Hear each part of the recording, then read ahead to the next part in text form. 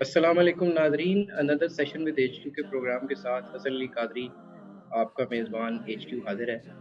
आज का जो टॉपिक हमने चुना है वो है आखिरी अशरे के हवाले से।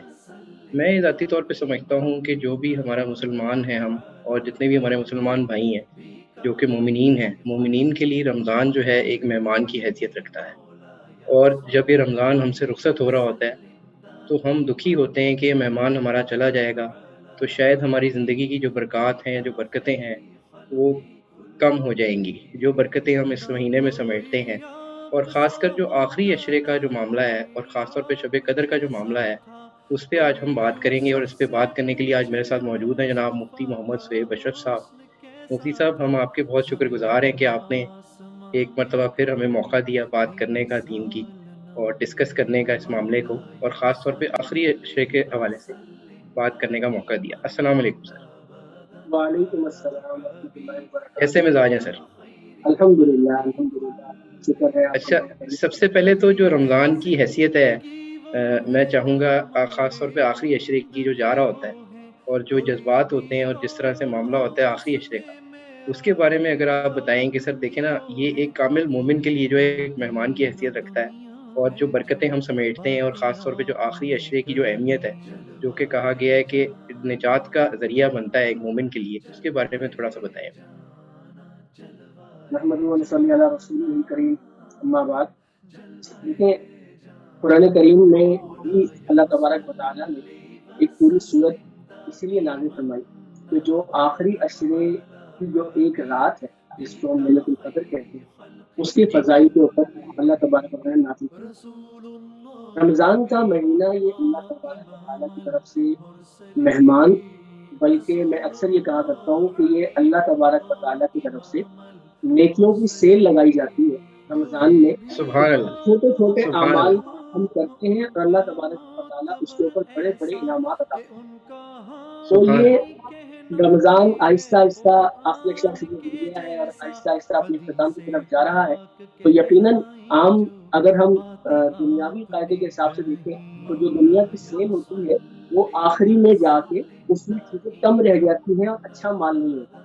लेकिन ये बिल्कुल दुरुस्त सेल हो जो गया। रहमान ने लगाई है, जो अरहमुर राहिमीन है, जो कादिर मुतलक है, लिहाज़ा सुभान अल्लाह, उसको खजाना कम होने का खौफ नहीं है। सुभान उसमें अल्लाह, दुनिया से बिल्कुल अलहदा एक वो चलता है कि जो-जो रमज़ान इख्तिताम की तरफ जा रहा होता है, अल्लाह तबारक व तआला की तरफ से नेमतों की बारिश ज़्यादा होती जाती है। सुभान अल्लाह, चुनांचे आखिरी अशरे में अल्लाह तबारक व तआला ने लैलतुल क़द्र अता फरमाई और उसके बाद फिर लैलतुल क़द्र के अलावा जो चाँद रात है, उसकी भी इबादत के बारे में भी बहुत सारी अहादीस आई है।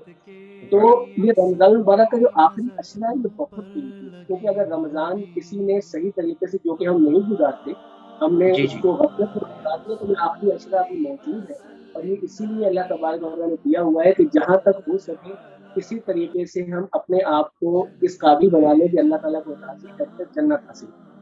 बिल्कुल दुरुस्त हो गया। अच्छा हज़रत, इसमें ये फ़रमाइएगा कि जो मैं गलत नहीं हूँ अगर, तो जो हदीस मुबारका का मफ़हूम है ताक रातों के हवाले से, इस पे अगर आप रोशनी डालें कि ताक रातें जो हैं उसमें किस तरीके से हमने ये इनको लेके चलना है और जैसे ताक रातों में जो इबादात हैं, जो मसनून दुआएँ हैं, उनको क्या हमें करना चाहिए और क्या चीज़ बेहतर होगी? यानी क्या हम अपना मामूल क्या रखें इसके अंदर? अल्लाह तबारक व तआला ने 7 रातों में लैलतुल क़द्र अता फरमाई है। उसका पहले ये समझना चाहिए कि लैलतुल क़द्र है क्या? जी, दरअसल लैलतुल क़द्र के बारे में फरमाया, इन्ना अंज़लनाहु फ़ी लैलतिल क़द्र लैलतुल वमा अदराका मा लैलतुल क़द्र लैलतुल लैलतुल क़द्र खैरुम मिन अल्फ़ि शहर। लैलतुल क़द्र 1000 महीनों से बेहतर है। जी, तो 1000 महीनों का अगर हम हिसाब लगाएँ, तकरीबन 83 साल बनते हैं, 83 बिल्कुल ईयर्स। सही, तो उससे ज़्यादा इस एक रात में इबादत करने वाले को सवाब मिल जाएगा, जो शायद हमारी बिल्कुल सही, ज़िंदगी में इतनी नहीं होती, बिल्कुल ऐसे उम्मीद ही। है। तो इसमें अल्लाह हज़रत ये तबारक अगर मैं गलत नहीं हूँ तो दूसरी जो कौमों के जो अवामिल थे जिनको ज़्यादा उम्रें अल्लाह पाक ने अता की और जो हमारी उम्मत थी उस मामले को उस पे अगर आप थोड़ी-सी रोशनी डालें। एक दफ़ा हुज़ूर सल्लल्लाहु अलैहि वसल्लम ने सहाबा से के सामने जो है वो बनी इस्राइल के एक शख्स का ज़िक्र किया कि वो शख्स जो है वो दिन में रोज़े रखता था सुभान अल्लाह, रात में इबादत करता था और सुभान उसकी अल्लाह, उम्र 1000 साल थी। तो सहाबा इकराम को इस बात से नहीं हुआ कि उसकी उम्र 1000 साल थी, बल्कि ये हुआ कि वो हमसे आगे निकल जाएगा क़यामत के दिन। तो सहाबा ने कहा बिल्कुल कि या सही। रसूलल्लाह, उसकी उम्र ही बहुत थोड़ी है, तो हम कैसे उस शख्स का मुकाबला कर सकते हैं? तो अल्लाह तबारक व तआला ने ये सूरत नाज़िल फरमाई कि हमने तुम्हें एक रात दे दी है, अगर किसी की सुभान ज़िंदगी में अल्लाह, एक रात 83 साल के बराबर है, किसी की ज़िंदगी में अगर 10 रातें उसको मिल गई, लैलतुल क़द्र की सुभान उसने अल्लाह, इबादत कर ली, तो ये 800 साल से ज़्यादा की इबादत शुमार होगी। सुभान अल्लाह, अल्लाहू अकबर, तो अल्लाह अल्लाह, तबारक व तआला ने हमारे लिए बड़ी आसानियाँ फरमाई हुई हैं।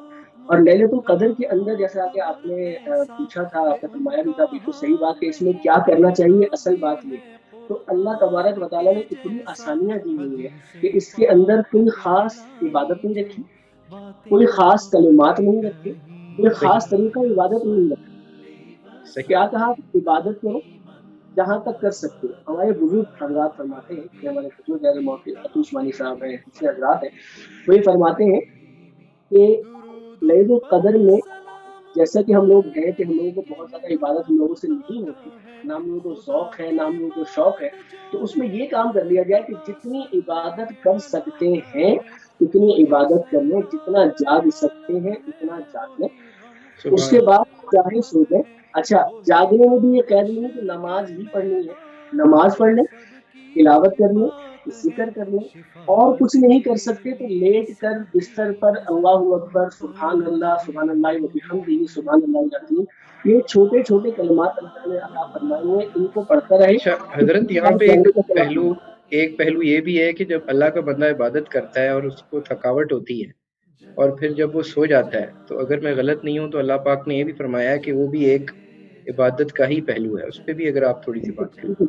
हमारे बुजुर्ग कहते हैं 2 काम कर लीजिए, एक ईशा की नमाज़ जमात से पढ़ ली जाए, एक सुभान अल्लाह, फजर की जमात से नमाज़ पढ़ ली जाए।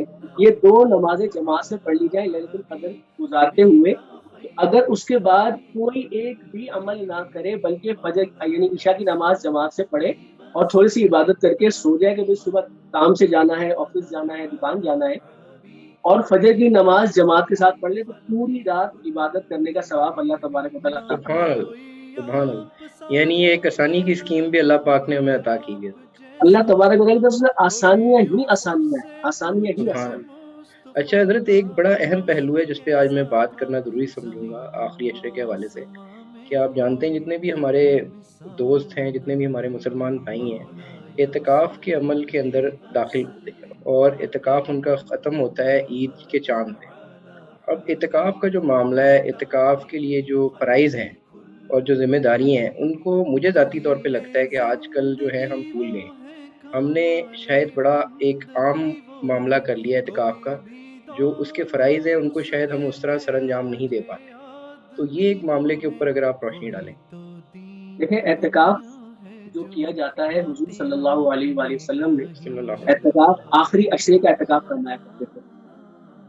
एहतिकाफ़ का मतलब क्या है कि एक आदमी दुनिया से कट कर सिर्फ़ अल्लाह को राज़ी करने के लिए मस्जिद में अपने आप को महदूद कर लेता है। सुभान अल्लाह, तो उसका जो असल मकसद है एहतिकाफ़ करने का, वो ये है कि अल्लाह तबारक व तआला की यकसुई के साथ, क्योंकि जब मस्जिद से बाहर होते हैं तो कारोबार भी है, घर-बार भी है और जो दूसरे काम है वो भी चल रहे होते हैं, तो बिल्कुल उसमें सही, यकसुई से इबादत नहीं हो पाती। तो बिल्कुल दुरुस्त। एहतिकाफ़ के अंदर ये जो असल मकसद है एहतिकाफ़ का, वैसे तो जी, ख़ैर जी। सुन्नत है, तो यही बहुत है कि सुन्नत है तो बस वो काफ़ी है। लेकिन असल मकसद क्या है कि एहतिकाफ़ के अंदर जब हम बैठे या कोई भी शख़्स मुसलमान बैठता है, तो वो अल्लाह तबारक व तआला के साथ अपनी मौतें लगाए, अल्लाह तबारक व तआला को राज़ी करने की कोशिश करे और जो दुनियावी काम है उनको बहुत ज़्यादा कम करें। अलबत्ता उलमा ने बिल्कुल ये सही, इजाज़त दी है कि अगर कहीं ज़रूरत पेश आ जाती है, तो कारोबार भी, जैसे आजकल की आसानी है कि फ़ोन पर हो सकता है, तो इस्तेमाल किया जा सकता है, लेकिन उसको ज़रूरत की हद तक इस्तेमाल किया जाए। बिल्कुल सही। उसको बाकी जो अशिया जो जैसे सोशल मीडिया है या दूसरी जो चीज़ें हैं, उनको एहतिकाफ़ के अंदर बिल्कुल ना इस्तेमाल किया जाए। अच्छा हज़रत जैसे अभी हम गुफ्तगू कर रहे थे आखिरी अशरे के हवाले से, तो एक मामला बड़ा पेचीदा है कि जब 27 रमज़ानुल मुबारक आता है और हम 27वीं शब की बात करते हैं, तो हम ये समझते हैं कि शायद 27 रमज़ानुल मुबारक के बाद अब रमज़ान को الوداع کہنے کا وقت آ گیا ہے، اور وقت ایسا ہے کہ اب ہمیں عید کی تیاریاں کرنی چاہیے، اور ہم بڑے پرجوش ہو کے عید کی تیاری کرتے ہیں، اور ہم سمجھتے ہیں کہ شاید جو تاخیراتوں کا معاملہ ہے وہ بھی 27ویں کی حد تک محدود ہے، ایک بات۔ اور دوسری بات یہ جو چاند رات کے حوالے سے حکم ہے، اس کے شرعی حکم کو کسی نے ڈھونڈنے کی، جانچنے کی شاید کوشش کی ہو، لیکن اس طرح عملاً ہم اس کو نہیں کر پاتے۔ تو میں ذاتی طور پہ چاہوں گا کہ اس کے اوپر آپ روشنی ڈالیں۔ بالکل آپ نے بہت اچھی طرف توجہ دلائی اور بالکل صحیح بات آپ نے کہی۔ اس میں جو پہلی بات ہے ذہن میں رکھنی چاہیے کہ حضور صلی اللہ علیہ وآلہ وسلم نے ارشاد صلی فرمایا اللہ علیہ کہ لیلۃ القدر کو رمضان کے آخری عشرے کی طاق راتوں میں تلاش کرو۔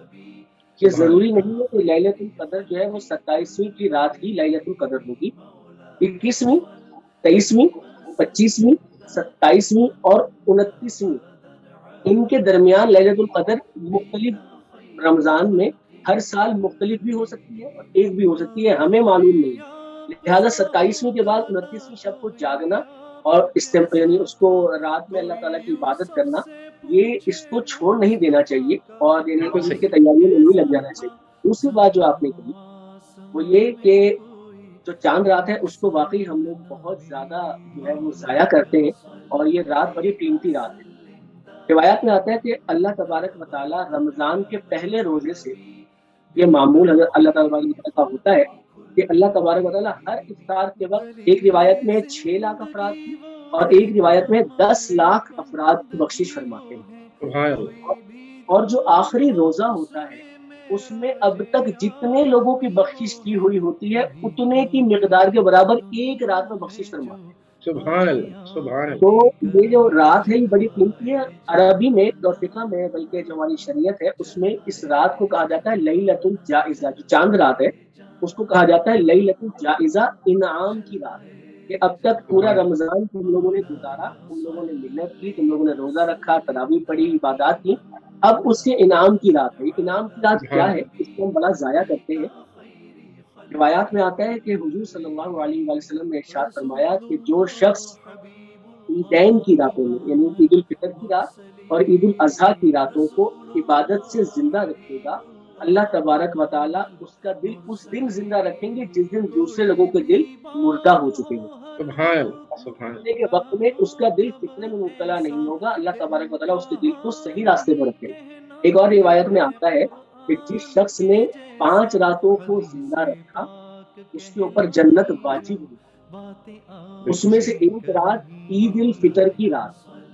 اسی بالکل طریقے سے صحیح، ایک روایت میں آتا ہے کہ 5 راتوں میں ہر دعا قبول کی جاتی ہے، اس میں سے ایک رات عید الفطر کی رات۔ سبحان لہٰذا اللہ، جو عید کی رات ہے، چاند رات ہے، اس کو ضائع نہیں کرنا چاہیے۔ جو ضروری کام ہے عید کے وہ ضرور کر لینے چاہیے اور کوشش یہ کرنی چاہیے ان کو رمضان سے پہلے نمٹا لیا جائے تاکہ بالکل صحیح، رمضان میں خوشی کے ساتھ عبادت کر سکیں۔ البتہ بالکل صحیح، جو ضروری کام ہے وہ ضرور کیے جائیں۔ البتہ ایک کام کر لیا جائے جو جی، کہ آخری عشرے میں اور ہر وقت ضروری ہے، تو ہم لوگ یہ سمجھتے ہیں کہ جو فضیلت والی راتیں ہیں یا دن ہے ان میں عبادت کرنا سب سے بڑا کام اور سب سے بڑی کامیابی یقیناً یہ ہے، لیکن اس سے بڑا بھی ایک کام ہے، وہ یہ کہ ان عبادت کے دنوں میں یا فضیلت کے جو راتیں اور فضیلت کے دن ہیں ان میں گناہوں سے بچائیں، کیونکہ یہ اصول ہے کہ جس جگہ جس وقت میں عبادت کا ثواب کئی گنا زیادہ مل رہا ہوتا ہے ان وقتوں میں ان جگہوں پر گناہ کرنے کا عذاب بھی کئی گنا زیادہ ہو جاتا ہے۔ تو لہٰذا ہم یہ کوشش کریں کہ ان راتوں میں ہم لوگ گناہوں سے بچ جائیں، اور اللہ تعالیٰ نے آسانی کیا فرمائی، جیسے میں نے ابھی آپ کے سامنے عرض کیا تھا کہ عشاء کی نماز جماعت سے پڑھ لیں، فجر کی نماز جماعت سے پڑھ لیں، بیچ میں جتنی عبادت کر سکتے ہیں آسانی سے وہ کر لیں، گناہوں سے بچ جائے تو یہ پوری رات بالکل اللہ صحیح، تبارک و تعالیٰ عبادت کی ہمیں عطا فرمائے۔ بالکل صحیح، بالکل صحیح۔ مفتی صاحب آپ نے بڑے جامع طریقے سے آج ہمیں بتایا تمام معاملات کے بارے میں اور آخری اشیاء کے بارے میں، اور بالکل آپ نے جیسے فرمایا یہ بڑی بد نصیبی کی بات ہے کہ ہم ایک ایسے مزدور ہیں جو پورا مہینہ محنت تو کرتا ہے لیکن جب انعام لینے کا وقت آتا ہے تو وہ شاید سو جاتا ہے، وہ اس خواب غفلت میں سو جاتا ہے جس میں اس کو نہیں سونا چاہیے۔ شب قدر کی بھی جہاں آپ نے بات کی، شب قدر کو بھی تلاش کرنا ہمارے لیے بہت ضروری ہے، اور اس دعا کے ساتھ کہ اللہ پاک ہمیں شب قدر تلاش کرنے کی توفیق عطا فرمائے۔ اللہ پاک تمام دوستوں کے جنہوں نے اعتکاف میں بیٹھے ہوئے ہیں ان کے اعتکاف کی عبادات کو قبول و منظور فرمائے، اور میں آمین چاہوں گا کہ آپ بھی دعا کریں کہ اللہ پاک ہمیں اس چیز کا عادی بنائے کہ ہم رمضان سے آگے بھی اللہ پاک کے احکامات کی اور آپ صلی اللہ علیہ وسلم کی سنت کی اطاعت کر سکے۔ اس دعا کے ساتھ میں اب آپ سے اجازت چاہوں گا۔ حضرت آپ کے ہمارے ساتھ ہونے کا بہت شکریہ، میں آپ کا بڑا ممنون ہوں۔ اللہ پاک ہمارا حامی و ناصر ہو۔ Thanks for liking Hassan Qadri dot